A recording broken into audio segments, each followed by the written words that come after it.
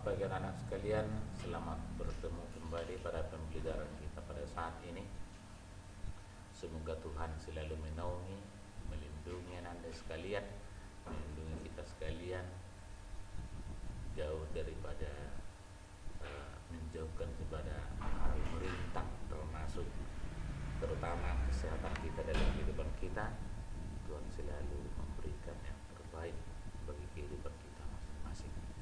Itu anak-anak sekalian, sebelum kita memulai pelajaran kita ini, marilah kita berdoa dalam hati, terutama meminta perlindungan dari Tuhan, sehingga apa yang akan kita lakukan pada hari ini bisa berjalan dengan baik, oleh karena Tuhan selalu menaungi hidup kita.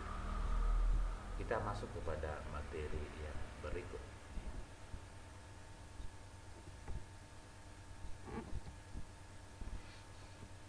Kita lihat arti dan fungsi hidup beragama. Kata agama berasal dari bahasa Sanskerta, itu diingat aku ya, yang berarti peraturan tradisional. Artinya pada masa zaman dahulu kala, sebelum orang mengenal agama itu, ada aturan yang harus mereka lakukan dalam kehidupan mereka bermasyarakat, berkumpul, kehidupan mereka dalam bersosialisasi dengan siapapun. Maka disebutlah agama itu peraturan tradisional. Kemampuan peraturan dan ajaran, di dalamnya tercakup semuanya itu. Peraturan tradisional itu pun ada ajarannya. Menurut KBBI, artinya Kitab Besar Bahasa Indonesia. KBBI adalah Kitab Besar Bahasa Indonesia. Agama adalah sistem, prinsip kepercayaan kepada Tuhan atau Dewa dengan ajaran kebaktian dan kewajiban-kewajiban yang bertalian dengan kepercayaan itu. Oleh sebab itu maka adanya ibadat sabda, perayaan Ekaristi, dan yang berhubungan dengan itu. Maka umat pun berhubungan juga dengan apa yang perlu dan penting dalam gereja itu. Itu maksudnya di situ. Karena kita percaya bahwasanya Allah atau Yesus itu adalah juru selamat hidup setiap manusia. Itu pengertian daripada kalimat tersebut. Maka definisi di atas belum sempurna atau lengkap, karena masing-masing manusia beragama memberikan pengertian agama yang mereka miliki yang berbeda-beda. Kita lihat satu persatu. Agama Islam. Agama Islam ini disebut al-din atau bahasa Arab, yang artinya tata aturan ketuhanan yang memberi arah pikiran manusia dengan memberikan kebebasan kepada tiap-tiap orang untuk menentukan pilihannya menuju kepada kebahagiaan hidup. Nah, itu menurut agama Islam. Tata aturan itu endingnya nanti adalah kebahagiaan hidup mereka. Itu menurut agama Islam. Agama Protestan. Agama Protestan adalah menurut Protestannya kepercayaan orang atau suku bangsa terhadap yang maha kuasa yang dinyatakan dalam ibadat mereka dan dalam perilakunya yang dipengaruhi oleh kepercayaan itu. Artinya bahwasanya di sini peribadatan mereka itu harus disertai juga dengan perilakunya. Semua yang mereka lakukan dalam hidupnya sesuai atau juga dipengaruhi dengan ajaran yang mereka percayai. Itu menurut agama Protestan. Agama Katolik, agama ini adalah suatu bentuk hubungan manusia dengan yang maha kuasa, dengan yang suci, artinya dengan Allah. Itu definisinya menurut agama Katolik.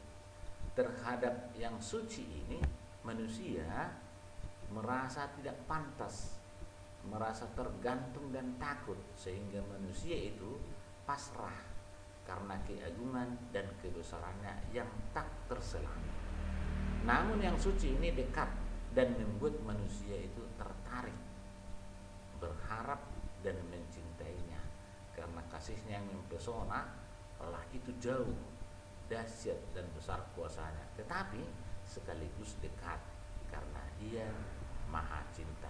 Disebutlah bahwa Allah itu adalah bukan lagi transcendence tapi menjadi immanence. Itu menurut agama Katolik. Agama Hindu, menurut agama Hindu, definisi agama itu adalah suatu kepercayaan yang hidup pada ajaran-ajaran suci. Agama diwahyukan oleh Hyang Widi, artinya yang penyelamat menurut mereka.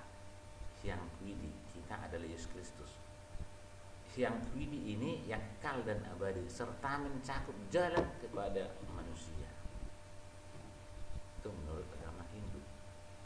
Agama Buddha, agama menurut agama Buddha definisinya adalah sarana bagi setiap orang untuk melakukan perbuatan-perbuatan baik, seperti saling mencintai, saling menolong, dan menciptakan kedamaian, kerukunan, persatuan, dan kesatuan. Itu menurut agama Buddha. Agama Konghucu, agama menurut Konghucu, definisi agama itu adalah tempat dibinanya ajaran moral.